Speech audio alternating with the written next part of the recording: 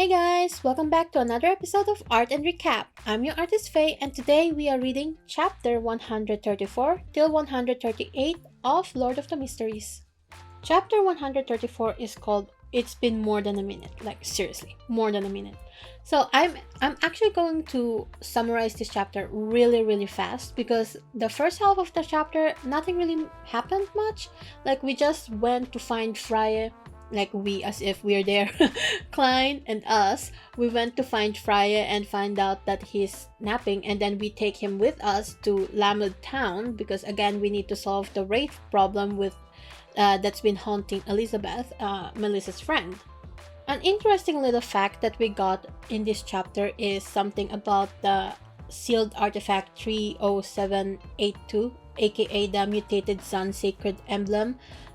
It's the fact that it's actually based on Intis Republic, like it was from Intis Republic, and we get this information that the Intis Republic was actually an empire that Roselle transformed into a republic before turning it back into an empire. And now it's a republic again.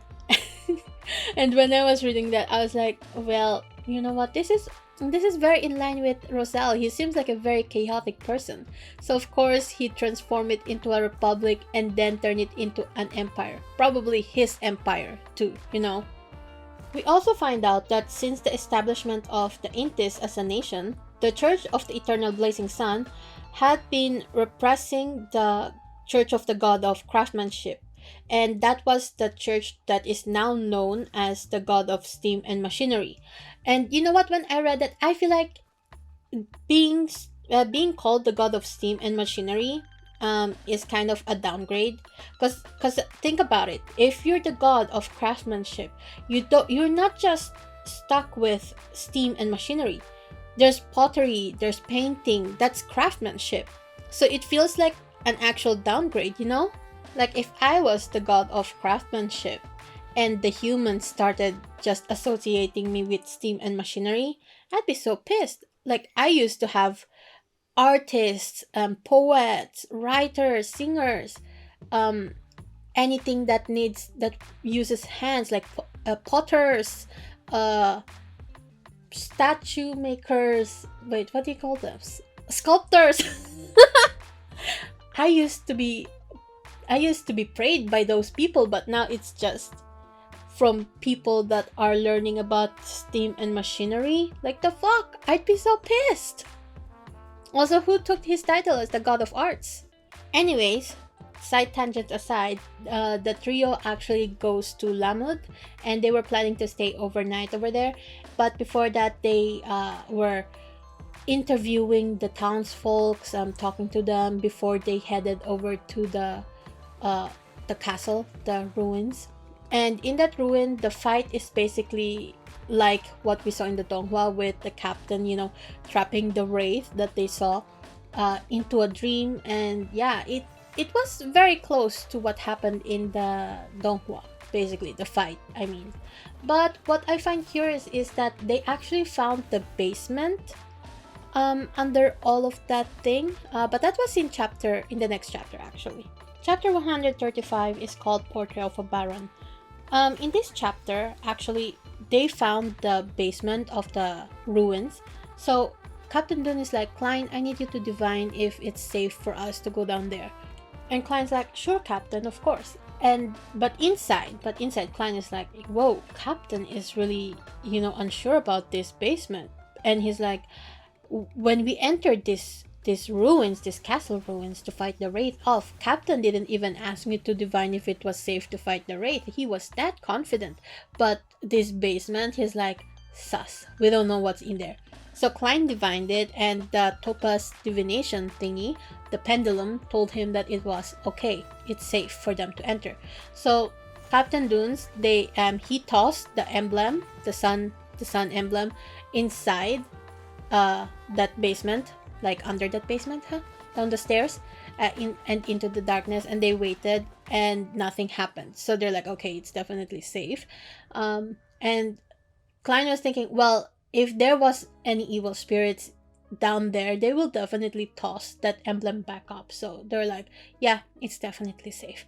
So Captain turns over to Freya and is like, Fry, I need you to stay here and guard the entrance in case any enemies pop up and blocks our exit. I need you to stay here, and Klein, you're with me. We're going down there and investigate whatever the fuck's going on. So Fry is like, yeah, sure, of course. So they go down, Klein and Captain Dunes, they go down. Captain then turns to Klein and is like, oh shit, I forgot. Of course he forgot. I forgot, you don't have night vision because he's not a sleepless. And Klein's like, no, it's fine, Captain. I actually have my spirit vision on, so I can kind of see what's going on. So everything is grayish and fuzzy, but he still at least can see the steps, so he's not gonna stumble down into that basement. And Klein looks over to Captain and is like, well, I'm happy to know that Captain is healthy and his mind is also in the right place.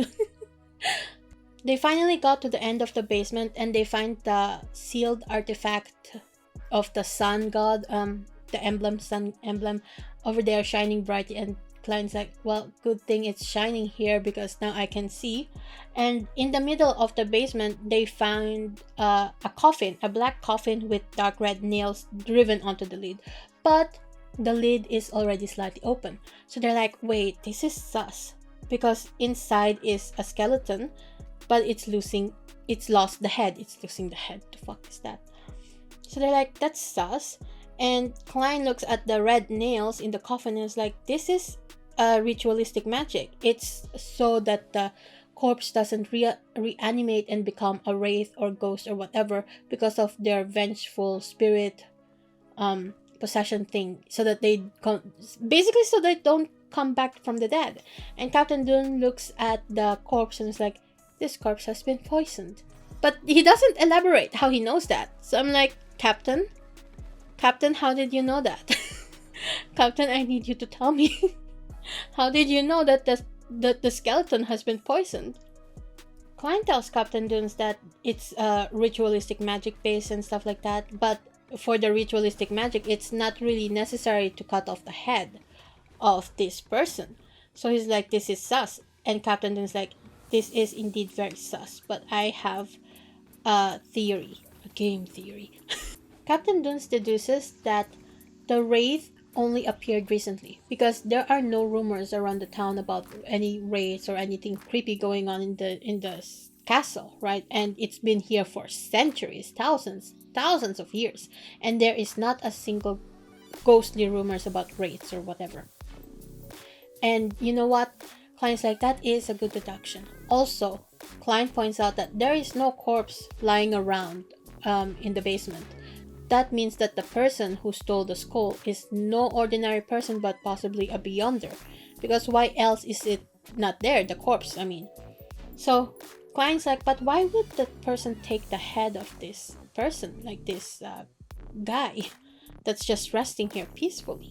And Captain Dunes is like, you know, this type of ritual would be something that would prevent people from stealing shit, basically, right? Not only to prevent the skeleton from reanimating, but also to prevent people from stealing it, the head, right? So it's like, I have the theory that this guy, Scully over here, he could have been a beyonder when he was alive, or he's a descendant 1 or 2 generations removed from a mid-sequence beyonder. And by mid-sequence beyonder, he actually means the ones that are defined in the past, which means they are sequence 5 or 6.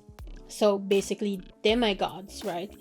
So corpses like that have special properties to them and are very much used in like rituals or other occasions, is what he said.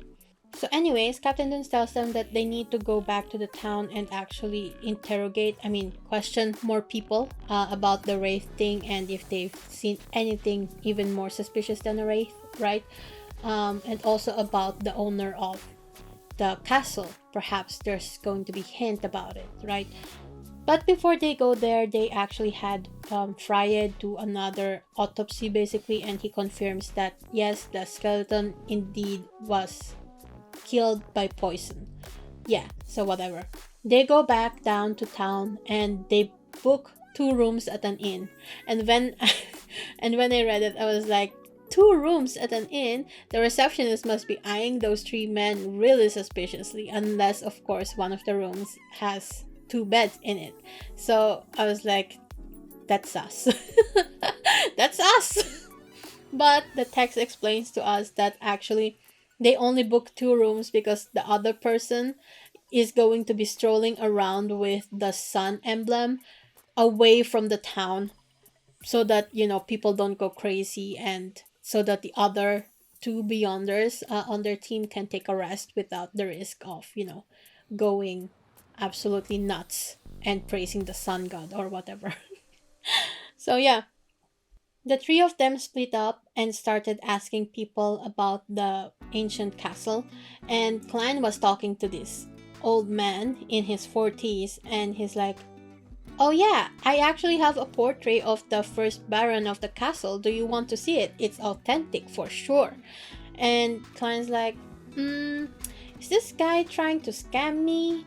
Because in Klein's mind, he was thinking, if this is truly an antique, then his family would have sold it ages ago. Like, why is he trying to sell it to me now?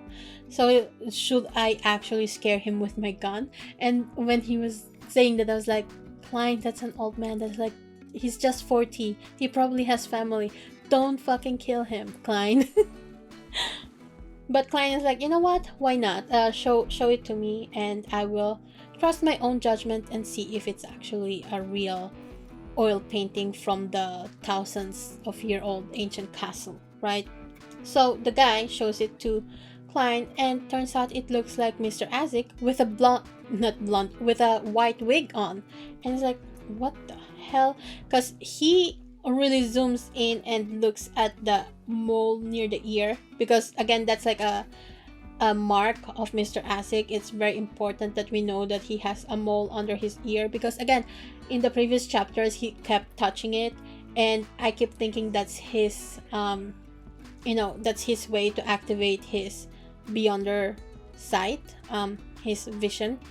So I was like, and Klein's like, whoa, that is the mole of Mr. Isaac. And that is how the chapter ends. Chapter 136 is the stumped Klein, and low-key I find this chapter a little bit funny, especially at the beginning. So Klein is like, wait, ain't no way this guy, the Baron, is actually Mr. Isaac, right? There's just no way that he's the Barons of Baron, the Baron of Lamud.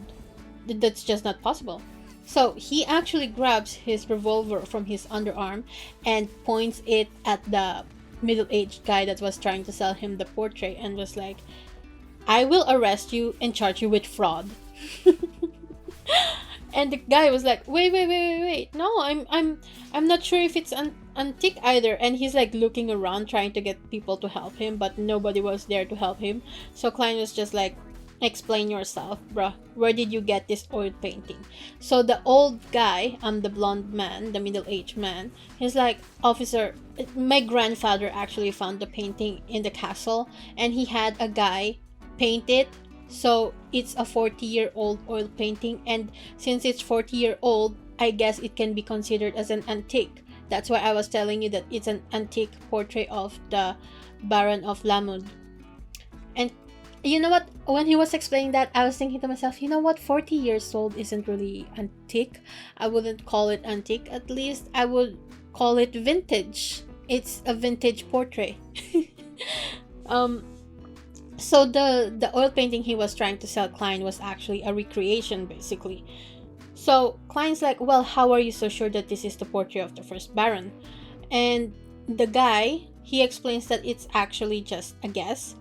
Just like how he's guessing that this is the Baron because his name is Gray. Like I don't understand the reason that he explained, like how he explained it. Wait, let me read it to you guys. Because there wasn't any labels on the oil painting, the old man replied seriously for once. Just like I'm called the scoundrel Gray, my father is called the curly-haired Gray, and only my grandfather was the real Gray. So I don't understand that explanation. Can you guys like explain it for me? Is it like a Chinese thing? I don't really get it. So Klein's like, "Where's your grandfather?" And when he asked that, I was like, "I don't know, Klein. Probably dead." Because the guy is 40 years old. So the guy is like in the cemetery. He's been buried there for almost 2 decades. Like, yeah, of course he has. So he's like, and next to him is actually my father who died 3 years back. And Klein's like, okay, yeah, whatever. So Klein left the guy on his own. He didn't really buy the portrait, and he was back on his way to the inn that they booked for the night. So while on his way, Klein was actually thinking about the possibility of that person in the portrait actually being Mr. Asic, and he's like, is this possibly a reincarnation? Is Mr. Asic the reincarnation of that Baron guy? But then he's like, that is so sus. And then he thought that maybe actually Mr. Asic has become immortal and is actually a vampire. And I was like, I mean, he does have vampire vibes. When I first watched the donghua, I was like, this guy is he's so sus. He seems like a vampire. At least I was like, this guy feels like he's evil. Is he a vampire? Yeah, that was my first thought. Like, this guy is probably a vampire. I don't know. He just gave vampire vibes. So, and Klein here was like, well, that's not possible. I've never seen a bronze skinned vampire before. And I was like, Klein, that's kind of racist or colorist, whatever. So I was like, Klein, the fuck? Of course there can be tanned vampires. Like, I know in Twilight they explain, I think, that the vampires loses all the colors of their skin and they just become pure white and start sparkling. But you know what? This is not Twilight, Klein. You're not in Twilight. It's possible for someone, a vampire, to have bronze skin. Probably. I don't know. So he's like, well, I don't think he's a vampire because I shook his hand several times and his body temperature and the fresh blood that flows with him, I can feel that. So he's also not afraid of the sun because Mr. Asic once competed at a rowing competition with the other teachers under the hot sun. So he's like, maybe Mr. Asic's sequence potion has some special factors that gives him long life, and the price for it is memory loss. That's a possibility, right? And he's like, maybe he loses his memory as part of a cycle. So Klein was thinking all of that and is like, that seems like something I've read in a novel before. So he's like, I can't rely on divination just to verify this. And you know what? Actually, how about I divine it at the Grey Fog area? So he goes to the Grey Fog area. He actually books another room from the inn. And in that room, he does his own divination thing. Because he did not want to risk Freya or Captain Dunes coming into the room and being like, yo, why is there a spiritual warrior here? Klein, what the hell are you doing, right? So that's why he booked another room. So in the Grey Fog world, Klein asked his pendulum, hey, should I tell Captain Dunes about Mr. Asic? And the pendulum said no. And then he's like, you know what? Let me divine something more. He did a dream divination and his question was like, show me what would happen if I don't tell Mr. Asic's secret, right? So the divination showed him Mr. Asic helping him out when he was, drowning in a sea of blood, his own blood. And they were standing at a mausoleum and another area, I don't remember.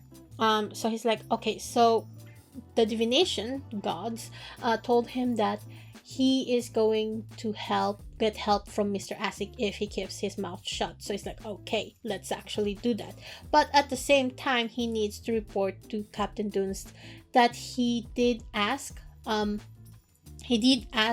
person to reveal the portrait to him, because again, that person offered, right? And mouths, they tend to talk.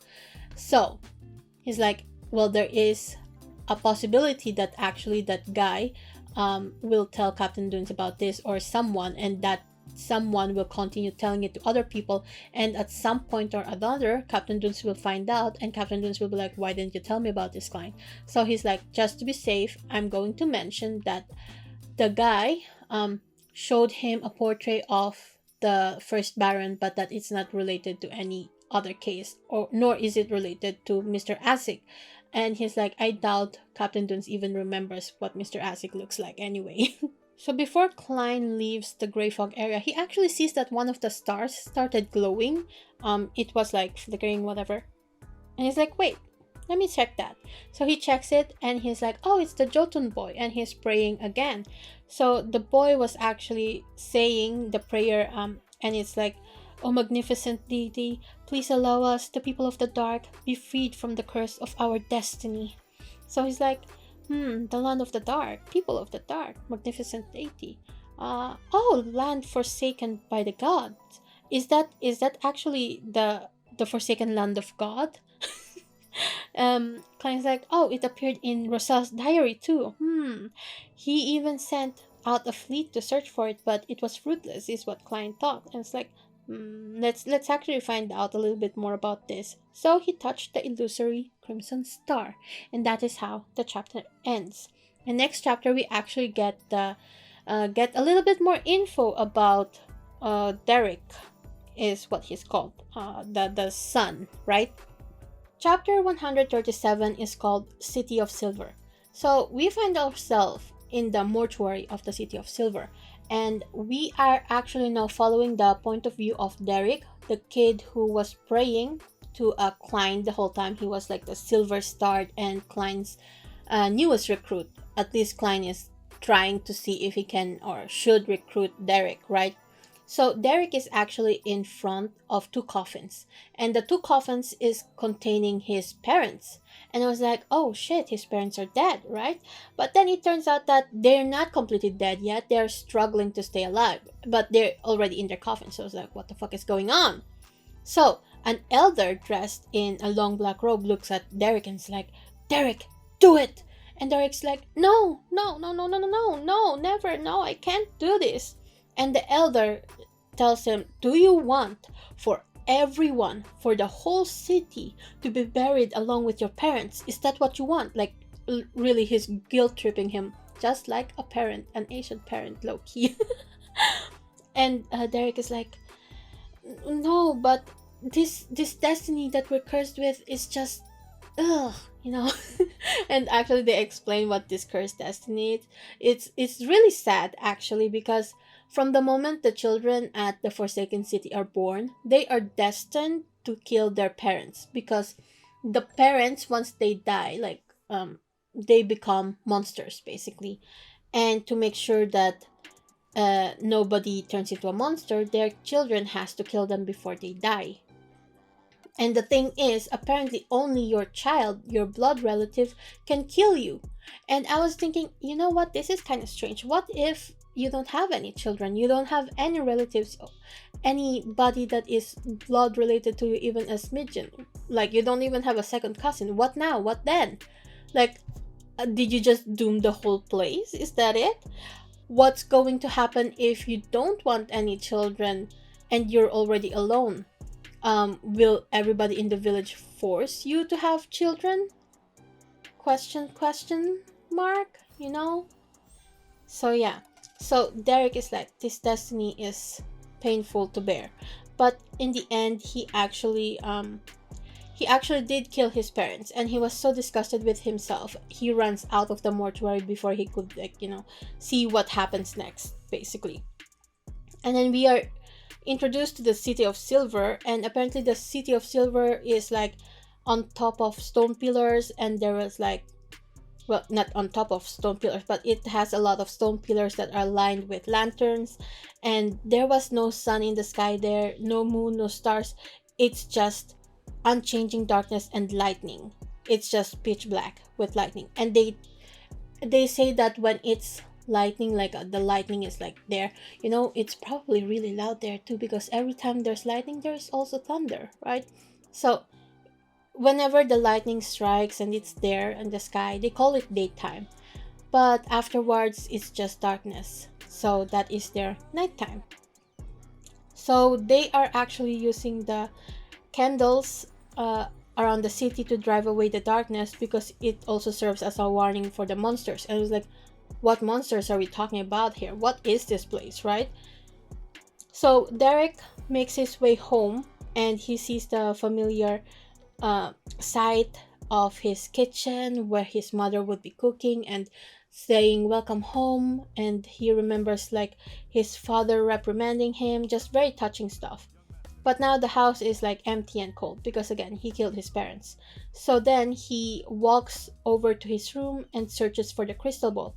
Apparently this crystal ball was from a long destroyed city, and it used to worship their deity. And I was like, wait, this is connected to Klein.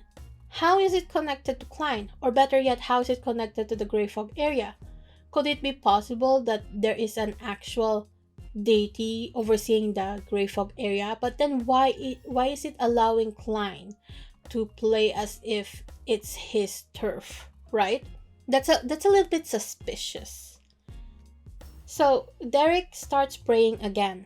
He's like, "Oh magnificent deity, please allow us, the people of the dark, be freed from the curse of our destiny. I am willing to dedicate my life to you, using my blood to please you."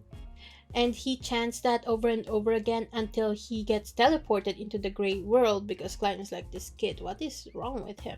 So Klein teleports him to the gray world, and Derrick sees him just sitting at the head of the table looking mysterious, because again he does actually not see what Klein looks like. Klein is like fogged out. He is covered by fog. He's mysterious. And Derrick, it's actually, it doesn't seem like he looks like the way he did in the donghua, because in the donghua when Derrick was summoned, Justice and the Hanged Man were there, right? And they both also looked very menacing and kind of godly. And Klein also too. Like the visuals in the donghua is a lot different from the visuals that is described in the novel, which is, you know, just Klein sitting there looking menacing all on his own when they first met. So Derrick looks at him and is like, are you God? This kid has guts. This kid has guts. He's just like, look, he's seeing this stranger, this strange entity, right? And I know he's been praying to their god, to their deity, whatever.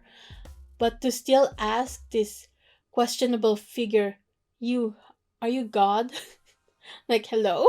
Okay, you're very brave. Okay, I give you that.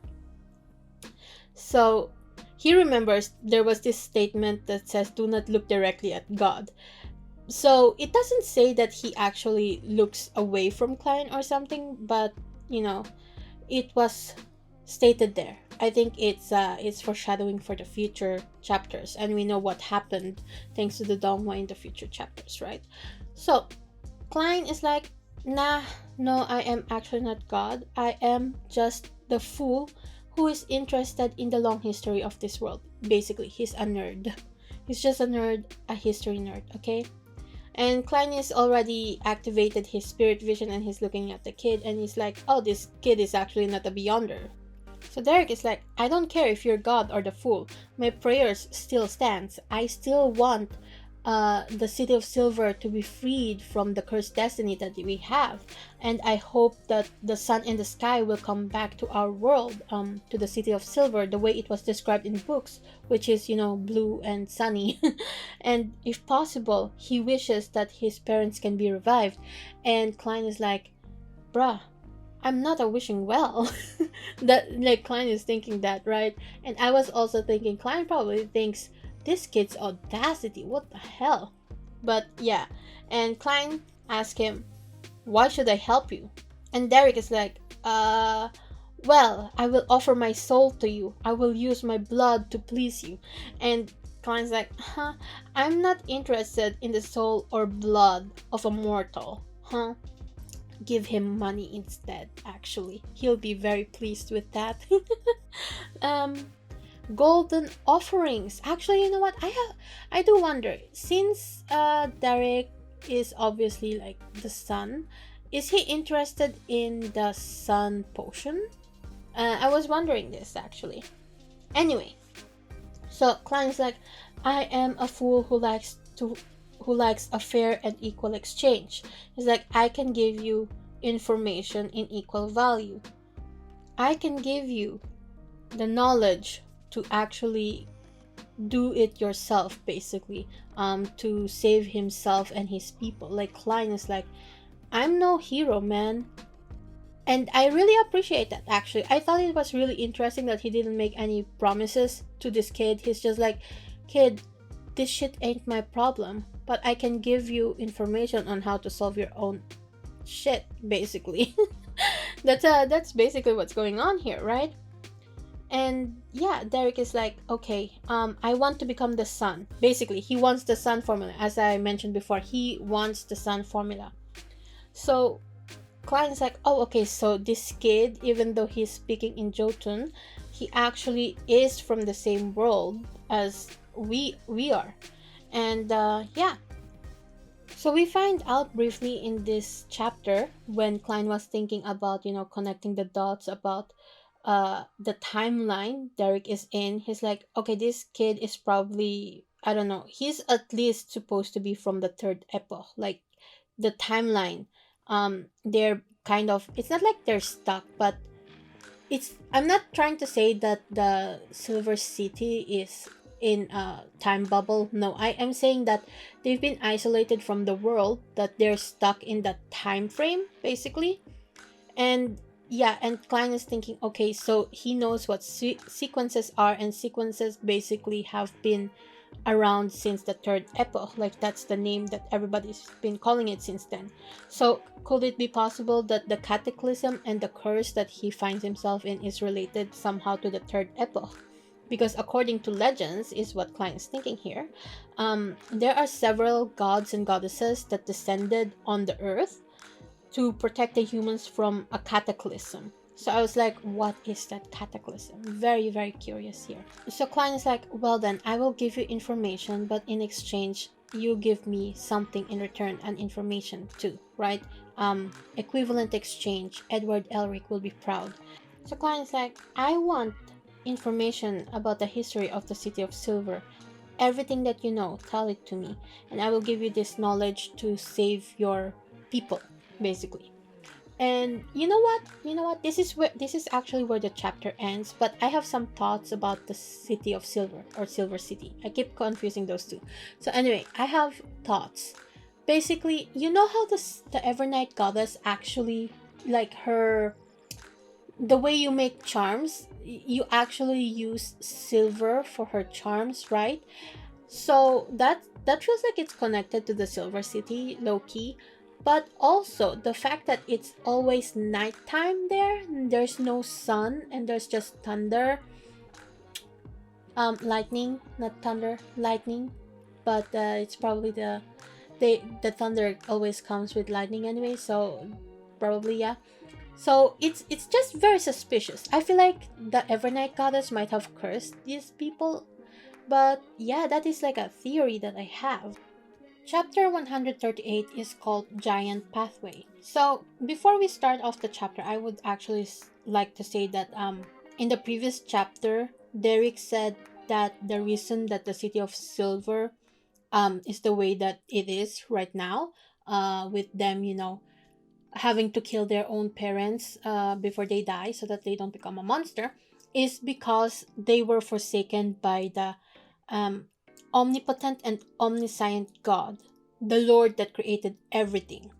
And he also mentions that it existed before that, like the City of Silver existed before that God, and it was called the Kingdom of Silver back then. So when he said that, I was thinking to myself, wait, that makes no sense. So who would curse them? Like, why would him forsaking them curse them like that?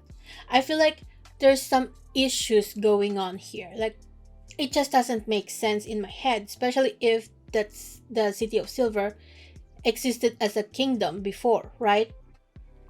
So it's older than the actual creator god that they're talking about. Again, because again, they mentioned that like that. Or am I misunderstanding something here? So Klein, when he heard about the omnipotent and omniscient God, he was like, that is a little bit odd because he's known so many gods in this world, like the different religions, and none of them ever said that they were omnipotent or omniscient.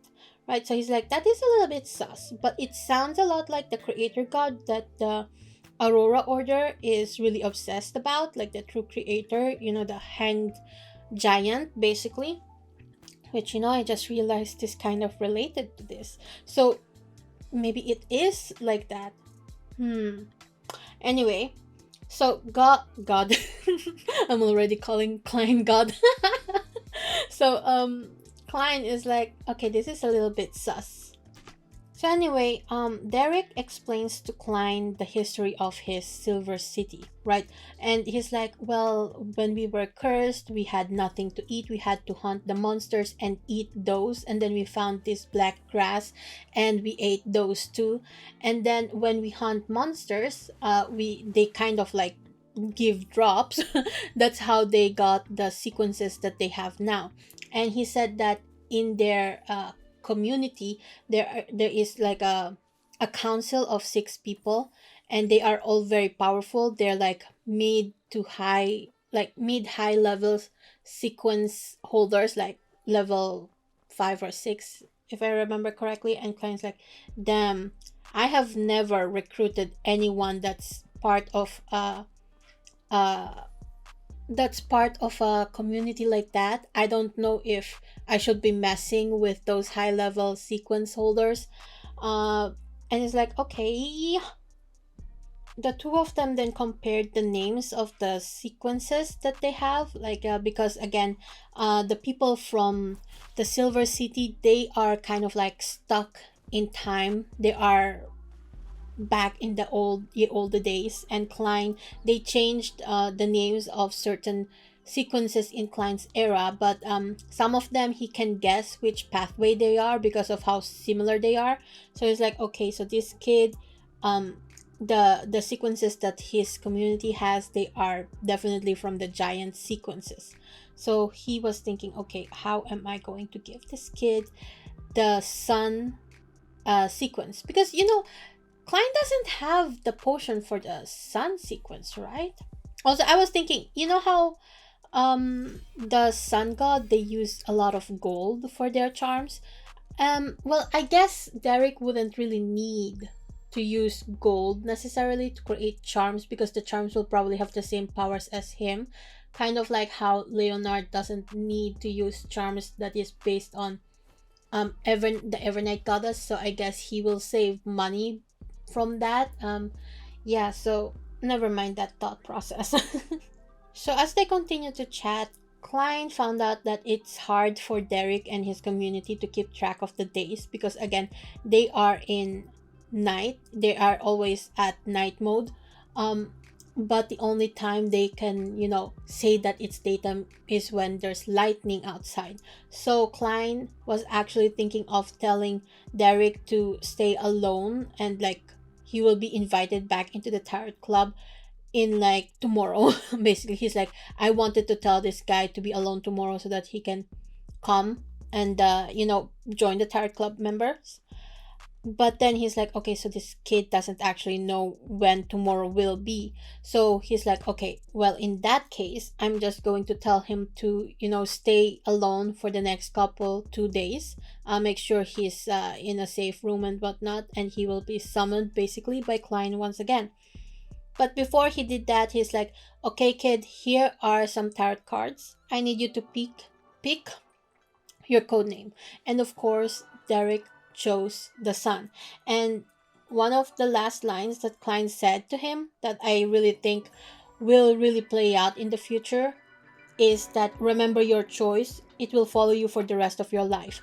And I was thinking, you know what, this sounds so much like foreshadowing, because again, he is the fool, and he is following the pathway of the fool, basically a seer becoming a clown, aka a fool, right?